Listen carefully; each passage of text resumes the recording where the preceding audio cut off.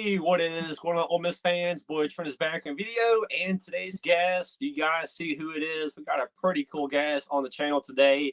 We got the new Ole Miss linebacker, Chris Paul Jr. in the house today. So, my man Chris, welcome into the show. Appreciate you doing this, my man. So, hey, just tell the people, just tell them your name, position. Of course, you're a transfer, from Arkansas now, come to Ole Miss. So, just kind of tell everybody some more information about yourself right quick. Oh yeah, no doubt. So as you all can see, my name is Pooh Jr. I'm from a small town in Georgia named Cordell, Georgia. And I was just always a guy that was built on, the principles of discipline and, just putting your best foot forward and things like that. As we all know, stating the obvious, I'm a transfer linebacker from Arkansas, coming into Ole Miss, man. And really, at this point, I'm just really excited about this season. Just talking with some of the guys on the team, man, it just seems like everybody really has the same common goal, and that's to go win a championship, man, and just strive to do that every day. So, talking with throughout my whole recruitment process, I had a lot of coaches that hit me up, and I'm very thankful for those coaches, giving me those opportunities and things like that. But just sitting down and talking with Coach Kiffin and Coach Golden, man, it was just really something about them that just made them stand out more than the others, and really just getting me around the campus and getting around those guys and actually seeing for myself that, like, okay, these guys are serious. Like, these guys are real serious about ball like I am. So, just surrounding myself with those guys, man, really just brought me here. And I'm overly excited, man. Overly excited for this season. Well, hey, we're excited to have you here. Definitely excited for sure. But anyway, yeah, you mentioned your name. Your nickname is Pooh. So now you told me a story about this before we started this episode. I'm sure most Ole Miss fans probably have no idea where that nickname come from. So I do want you to just kind of tell that story right quick of how you got the nickname Pooh. So the way I got the nickname Pooh, I have 6 older sisters and 1 younger brother. So if anybody watching this, man, and they prayed for me throughout my childhood, and I thank you because I went through a lot. Me and my little brother, we went through a lot, but with me being the first boy, I ended up getting my dad's name. So, but his nickname was Pooh growing up. But what's crazy is what a lot of people don't know is that my mom's nickname was Pooh as well when she was younger. So yes, that's great. They started calling me that, and but didn't nobody know my nickname until unless you was close family or like close friends, didn't nobody know Pooh. So if you was to go around somebody that I went to school with around that time, and you said something about Pooh, they'll probably look at you like, who? Who's that? Exactly, but then they'll be like, Chris, okay, but y'all talk about the same person. But so one day, I was on my AAU team. I was in a tournament in Atlanta, and my mom had printed out this 3D head print of me that had my face on it, and what up under it, it had my nickname, and it had Winnie the Pooh character in the corner. And then what I didn't tell you, what I meant to tell you is they had jackets that had my face painted on it, had my name and things like that. I wish I had a picture. I send it to you, but man, then I had ended up catching an interception. It was late in the game, and it was like close to like toward the end. We were down by 3. I ended up catching the interception, and I remember I was running down the sideline. My dad, he was the type. He was my coach, but he was the type. You know how dads say they real support. So he running beside me on the sideline. Me and him running together all the way to the end zone. I get to the end zone celebrating with my pops. I look in the stands, and my mom, and it was my mom, my auntie. I had like 2 cousins there, my sister. They all had on the same jacket. And everybody that was up there that had that jacket on, they screaming, they yelling. My mom up there, that's my baby, that's so-and-so, so-and-so. And I'm looking around, I'm like, no, like, please. So I was looking around, I'm like, nah. So all my teammates and stuff, we after the game, we go to get pizza. And it was at this local spot. It was called Stevie B's. I don't know if anybody know it up here, but it was it's a place called Stevie B's, like a pizza place with an arcade in it. Okay. And so man, we was sitting out there eating, and one of my teammates, who really my good best friend, he asked me, he was like, "Hey, bro, is your nickname Pooh?" And I was like, "Yeah, but don't tell nobody." Man, I got clowned about that for about 1.5 years straight. Every time I went to school, everything. But as time went on, the name started, everybody started figuring out who I was, and everybody started calling me Pooh. So it's to a point now to where nobody, necessarily call me Chris anymore, which I don't mind at all. I Yeah. really prefer Pooh, but yeah, man, it just kind of grew on me, man. So that's the origin behind my nickname. Okay, so yeah, at first you was kind of embarrassed by the nickname, but now you just kind of embraced it. Yeah, I was, but as I went on, man, and I use it as a sneak attack because people think I'll be soft with that nickname, but I'm really Oh, not. So okay. take that with you. Yes, sir. Thinking, hey, I like it. Using that brain, I like it. So, you mentioned you're from Georgia. Actually, from a town called Cordell, Georgia. Mhm. How would you describe Cordell? Kind of like a small town, mid town, average size town. Talk more about Cordell. So, Cordell, we're probably about an hour south of Atlanta. Um, I had a lot of family in Atlanta growing up, and so, but Cordell is a small town. What people don't know, two things that people don't know is one, we are the watermelon capital of the world. Oh, wow, that's pretty cool. So like during like June and things like that, like we have this big watermelon festival. Then afterwards they have like this little carnival, and things like that where kids can go out there, get free watermelon, play games, win prizes, stuff like that. But what people also don't know is Cordell, my town, it's kind of tough. Be honest with you. It's a lot of it's a high crime area. A lot of drug usage and things like that go on. But I'm pretty sure everybody has that type of place or environment from whatever wherever they're from. Yeah. But and also Cordell is the poor like one of the poorest cities in Georgia. So things like you like I would see if I was to go up to like a Memphis, Tennessee, or in Atlanta, were kind of foreign to me, but it brought excitement to me because it's not nothing that I'm used to. Like little things like as far as like playing in that stadium, you know, playing in that stadium brings me so much, electricity to energize me because like I've never been around so many people, or I've never been in an environment where many people were just friendly and they just all came around to this like one goal. So like, and I was talking to my pops about it yesterday. I was just talking, I was just telling them, like, I was sitting back and reflecting on everything, especially when I was in the portal. I started rethinking everything, and I was really telling them, like, man, I'm really proud of really proud of myself because I'm the first person out of my family to go somewhere on a scholarship, let alone an athletic scholarship. Well, hey, So congrats. that was kind of huge, and I was just sitting back and reflecting on all those and just looking at the environment that I come from. Just it's either one or two things that happen if you stay around. You're gonna get in trouble, or worst case worse. So but I always go back. I always show my face because that's where I was from. That's where I was raised. That's what made me the man I am today. And I'm forever gonna be proud of. I'm forever gonna be proud of Cordell. That's my home, and I'm proud of the people there who are actually making a way out of things. And just going through high school, I always told myself I just wanted to be that role model that kids can look up to, because I know when I was growing up, I had that one person that I watched, and I was like, man, I just want to be in his shoes. Like I always go back. I try to get around the kids. I'm actually trying to plan to do something back at home, like a back to school drive this year. Go Okay. back and give out free school supplies. With my fraternity, I'm probably gonna get some of my frat brothers, and we gonna probably grill out and just bring all the kids around, just put them around a good environment and things like that. But that's really Cordell in a nutshell. Okay, I got you. But yeah, I always appreciate that. I mean, there's some Ole Miss players that do stuff in Oxford, and some of them do stuff back home. But always appreciate the guys that they forget where they're from. They still give back to the Mhm. community. It means a lot to me. Um, but anyway, do you want to talk more about your playing days in high school? So I'm kind of assuming your high school was kind of a small high school too, probably. It was a small school. So we in high school, and that's another thing about Cordell. Football played a huge role where I was from, especially in South Georgia. Period. Yeah. Like football is different. I can't really describe it, but it's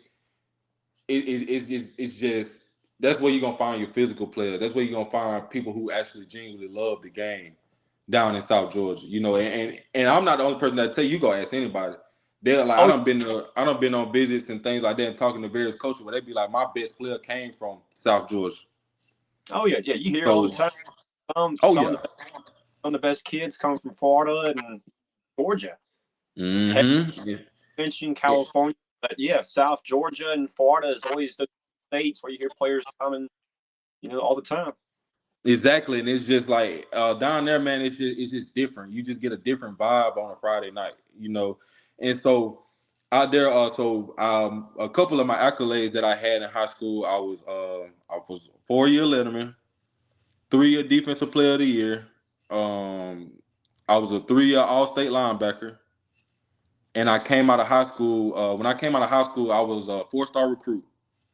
I ended up going to Arkansas, and going when I got to Arkansas, I kind of had to sit back. I had to sit back and actually like learn like the changes. The game was faster and things like that. So, but I was sitting behind good players. I still talk about them to this day. Bumper Pooh, Yeah. Mm-hmm. Grant Morgan, Hayden Henry, Drew Sanders. So I was sitting behind those guys my freshman year.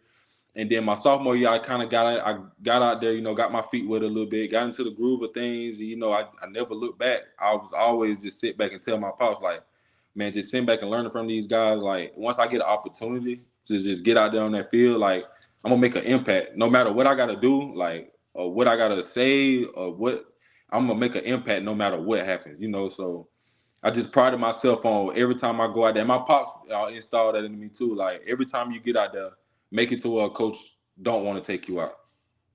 Yeah. Oh yeah. Yeah. You got that right. Yeah, for sure. But hey, I do want to go back right quick. Now, hey, if this is not true, let me know. But I saw an article that was saying that uh, whenever you committed to Arkansas, the article was saying that you never have been to Arkansas before, and they were saying you never even came for a visit. Is that true? That's true. I never. So Coach Pittman recruited me at the University of Georgia. He was an offensive line coach at Yeah. Georgia. Once he got the head coach's job there, and it was a bunch of coaches on the staff that I had previous relationship with, whether that was they was coaching at other high schools within Georgia or they were at different schools that recruited me out of high school. Okay. And so once Coach Pittman got the job over at Arkansas, I was one of the first guys that he called. He actually called me while he was moving in and offered me a scholarship there. I had Wow. so much. I just had so much trust in Coach Pittman to where it was like I didn't need a visit, So, and plus COVID was coming around that time. Like COVID was still fresh, so it was like it kind of delayed everything. Everybody recruitment process, if I'm being honest. So my first day ever being in the state of Arkansas, let alone Fayetteville, was my move-in day.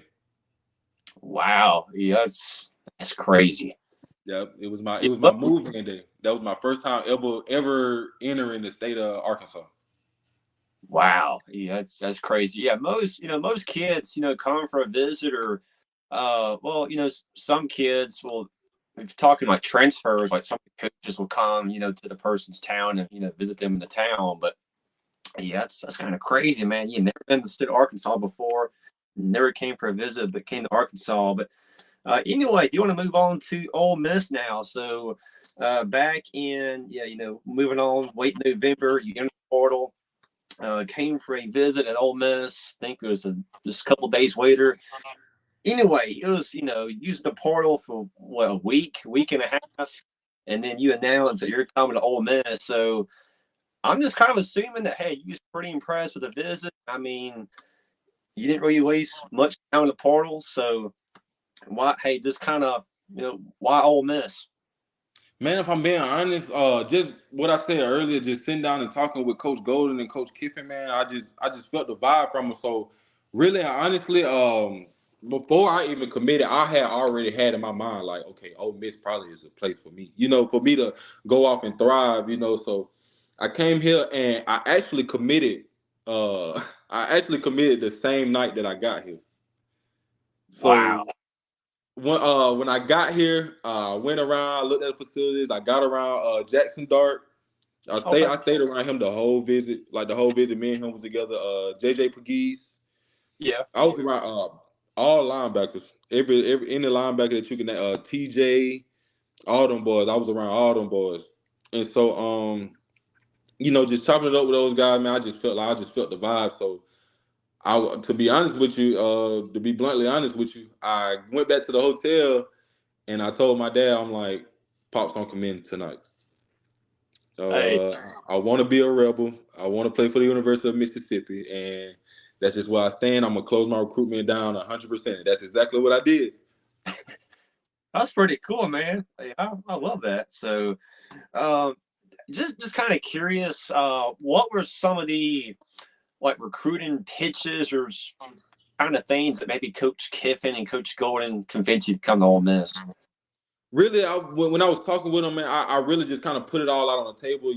Coach is gonna ask, what are you looking for in a team and things like that. Yeah. And I told him, I was like, man, I want to be on the field with guys who got the same mindset as me, who got the same goal as me. Because if anybody knows me, even if you talk to fans at my previous school, or you go back and talk to people that I went to high school with and things like that, like I've always been a passionate individual about the game of football. Like football took me and my family so many places, like to where it was kind of my calling. I'm not afraid to say it was my calling. I talked to God many a nights about it, man, and I just thanked him for everything that he's done for me. So really, I was just telling those guys, man, I was like, I want to be around people who are willing to sacrifice the same that amount that I'm gonna sacrifice for the guys, for the team, for the culture, for the fans. Like, just going around and just being a high energetic guy and being proud of being a Rebel, being proud of being whatever school that I was talking to at the time during the transfer portal. So, and once I got here, man, I got around the guys, and Coach Golden told me, he was like, man, I know a lot of coaches tell you this, that, and the third, but man, we're building something special over here. But I just want to get you to a visit, man. I just want you to see it in person. And I kind of already figured that, because once my name fully went through, I was on the phone with Dart almost every night, like just Okay. just talking with him, just talking with him about different stuff. I was on the phone with JJ different nights. I was on the phone with TJ different nights, just talking with those guys, man. And it wasn't always about ball, like these guys actually have goals and plans for their lives, like for their future. And that's what I want to be around. Because if we're being honest, football ain't gonna last forever. So what is your backup plan? So it was like, I got around those guys, man. I seen the coach, I seen what they was doing, and I was just like, man, where else I need to go? Like, what else I need to do? If I go to anywhere else, I'm honestly, I'm putting my parents through unnecessary stress of getting travel and things like that. Like, this is the place I want to be in, and I can tell that the guys that are around me in this environment, they know that this is the place I want to be. So, man, I went as soon as I got down here, I went on ahead and just made my commitment post. And I used the picture. What was funny is I didn't want to wait, because they was like, my dad was like, you don't want to wait till the edited photo? I had my mom take a picture off of her phone of us three in the photo, and I used that photo. I ain't even used the edited photo. I just told them, like, let's just sit right here and take a quick photo real quick. Wow, I did not know that. That's pretty cool as well too. I do want to ask you this as well too. Of course, you play linebacker, and Ole Miss. We have some pretty good linebackers. Of course, we have you, Perkins. Coleman, TJ. Several good linebackers. Have the coaches kind of told you just the plans of using you at linebacker? Are you playing more like a middle linebacker, outside linebacker, or Yeah, so just kind I'll really be in the middle. I'll be the Mike backer, so I'll be like a field general kind of, which is kind of how I play anyways. I of like to go around and communicate, get guys lined up, and just being that energy force that guys can thrive off of. Like, you get tired, I want you to look at me, like, let's go, like we got it. Give me one more, give me some more every play, and just so I'm really, really and truly, I be used as like a Mike linebacker and things like that, and really just getting out there, man, and just getting those guys situated and in areas to make great plays. And that's all that's what I pride myself on anyway. So yeah. Hey, I will say that is one of the things I've noticed with you the last couple of years is definitely a just a leadership perspective. And I mean, even I was at the Ole Miss Arkansas game this past season, watched you on TV several times the last couple of years. That's one thing I've always noticed is you're a guy that in control. You can tell teammates look up to you. And I mean, definitely some of these guys at linebacker, the guys as well too. It's definitely a good thing for sure that we have somebody like you. It's a leader. No doubt, no doubt. That's why I'm just overly excited about this season, man, because I know what this team is capable of. I played against them for 3 straight years, man. And so I know what kind of team they are. They're a hardworking team, and they don't give up. They don't lose that fight. It don't matter what's going on. If it's not going their way, they don't lose that fight. And that's what I respected the most. That's what I respected the most out of this team. Yeah. We ain't gonna give up, man. Oh no, no doubt. We ain't giving up. So, but hey, anyway, hey Pooh, man, I think that's all the questions I have for you. Appreciate you doing this interview, my man. Anyway, yeah, that's all I have for the video. Guys, thanks for watching. If you could, just please go like, comment, subscribe if you haven't already. Would be appreciated. See y'all next one. And of course, howdy tighty.